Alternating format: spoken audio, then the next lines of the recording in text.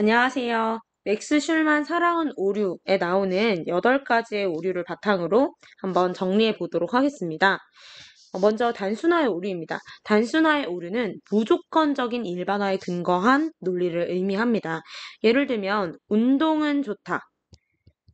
이건 맞죠? 여기엔 여러분도 동의하실 겁니다. 그런데 그렇다고 해서 모든 사람은 운동을 해야 한다. 맞을까요? 우리가 얼핏 보면 맞다고 생각할 수 있습니다. 하지만 환자도 있을 수 있고 어떤 사람에 따라서는 운동이 좋지 못할 수도 있습니다. 그렇기 때문에 이런 일반적인 사실을 바탕으로 너무 무조건적으로 일반화를 해서, 즉 이런 것을 단순화라고 하죠. 이렇게 이야기하는 것을 단순화의 오류라고 합니다. 그 다음은 성급한 일반화의 오류입니다. 책에 나와 있는 예시로는 우리 대건 중학생들은 불어를 못한다. 모두 불어를 못한다. 라는 결론을 내리는 데 있어서 사실 저희 전교생 몇 명이나 된다고 다 조사를 해보면 알 수가 있을 텐데 한 3명만 조사해놓고 너 불어하니? 못해요. 못해요. 못해요. 라고 했는데 이것을 가지고 성급하게 일반화를 했을 때 우리는 성급한 일반화의 오류라고 합니다. 오류가 존재한다고 이야기합니다. 그 다음은 근거 없는 비난의 오류입니다. 우리가 참 범하면 안 되는 이제 오류라고 볼 수 있겠는데요. 어떤 빌이라는 학생이 있습니다. 아이가 있어요. 그런데 가만 보니까 비를 소풍에 데리고 갈 때마다 뭐가 오는 거예요? 비가 오는 거예요. 네. 그래서 뭐라고 하는 거죠? 비를 소풍에 데리고 가지 말자. 왜냐하면 그 애를 데리고 갈 때마다 비가 오니까 라고 말하는 거예요. 그런데 사실 이 빌과 소풍 갈 때 비가 오는 거 사이에 연관성이 있습니까? 빌이 정말로 잘못했어요? 얘가 막 날씨를 조종할 수 있습니까? 못 그러죠. 그쵸? 그렇기 때문에 근거 없이 비를 비난한 거예요. 이런 것을 근거 없는 비난의 오류라고 얘기합니다. 그 다음은 상반되는 전제의 오류입니다. 이것은 쉽게 말해서 모순적인 상황을 생각하시면 돼요. 자, 예를 들면 어떤 신이 있어요. 근데 신이라면 모든 걸 다 할 수 있으니까 말 그대로 전지전능하니까 신이 자기가 못 드는 돌을 만들 수 있어야 돼요.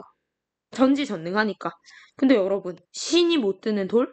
그렇다면 신이 전지전능하다는 그게 깨지죠. 신이 전지전능하다는 그게 깨져버려요. 즉, 전제가 상반되는 게 상충하는 거예요. 그래서 이것도 오류라고 볼 수 있습니다. 뚫리지 않는 방패와 무엇이든지 뚫을 수 있는 창, 이걸 생각하시면, 그런 모순을 생각하시면 쉬우실 것 같아요. 자, 그 다음, 동정심의 호소입니다. 자, 예를 들면, 어떤 사람이 지원을 했어요, 회사에 문을 두드렸어요. 똑똑. 그랬는데 이제 회사에서 사장님이 말씀하시겠죠? 당신은 이 회사를 위해 무엇을 할 수 있습니까? 라고 했더니 이 사람이 저는 뭐뭐뭐 할 수 있습니다. 라고 답해야 되는데 이러지 않고 뭐라고 하는 거예요? 저는 집에 아내와 아이가 있는데 아내가 얼마 전에 사고를 당해서 어쩌고 저쩌고 이 동정심을 막 유발하는 거예요. 예. 동정심에만 유발을 하는 거예요. 자기가 진짜 대답해야 되는 내용을 얘기하지 않고 이런 것을 바로 동정심의 호소의 오류라고 볼 수 있는 겁니다.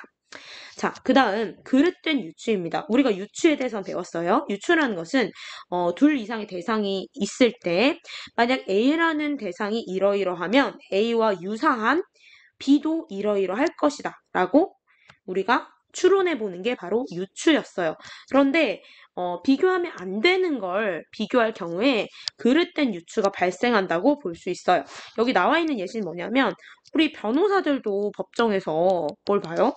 다 자기들이 써온 걸 보고 의사들도 다 교과서 같은 거 보고 하는데 왜 학생은 시험을 앞두고 학생들은 오픈북으로 시험을 보지 않는가? 라고 물어본다면 유추가 잘못된 거예요. 이런 변호사나 의사들도 실제로 본인들이 자격시험을 볼 때는 시험을 볼 때는 원래 이런 내용들을 안 봤죠. 그런데 우리가 이제 학생도 공부를 할 때는 교과서를 보잖아요. 그런데 학생이 시험 볼 때 교과서를 못 보는 거, 이거랑 같이 유추의 대상으로 삼으면 안 된다는 거죠. 그게 그릇되었다라는 이야기입니다. 그 다음은 사실과 상반되는 가정이에요. 자, 여기서는 어떤 예시가 있냐 하면, 만약 이제 우리 퀴리 부인이 우라늄을 어떻게 했어요? 발견을 하셨죠. 그런데 어떤 사람이 이렇게 말하는 거예요. 만일 퀴리 부인이 없었다면 우라늄은 절대로 이 지구상에서 밝혀지지 않았을 거야. 라고 얘기하면 우린 무슨 생각이 들어요? 왜? 내가 발견을 했을 수도 있잖아. 다른 사람이 발견했을 수도 있잖아. 이렇게 되죠. 그쵸? 그래서 사실과 상반, 이런 것이 바로 사실과 상반되는 가정이라는 겁니다. 자, 그 다음 우물의 도풀기입니다. 만약 어떤 A라는 사람과 또 B라는 사람이 있어요. 근데 둘이 막 논쟁을 하고 싸우고 있어요. 근데 A가 B는 아직 말하기도 전에 여기 막 구경꾼들이 막 있어요. 딱 이렇게 말하는 거예요. 얘는 거짓말쟁이야. 라고 얘기를 해버려요. 그러면은 사실은 다른 이 관중들은 그 다음에 얘가 하는 말을 다 거짓말이 아닐까? 이렇게 의심하면서 이걸 듣게 된단 말이에요. 그래서 이 사람이 만약 우물이라면 독을 풀어버린 거예요. 이 사람이 말하는 이 말들이 다 오염되게 만들어버린 거예요. 이게 바로 우물의 도풀기의 예시입니다. 이 외의 예시는 이 사랑은 오류 나눠준 그 글을 한번 참고해 보세요. 여러분 수고 많으셨습니다. 감사합니다.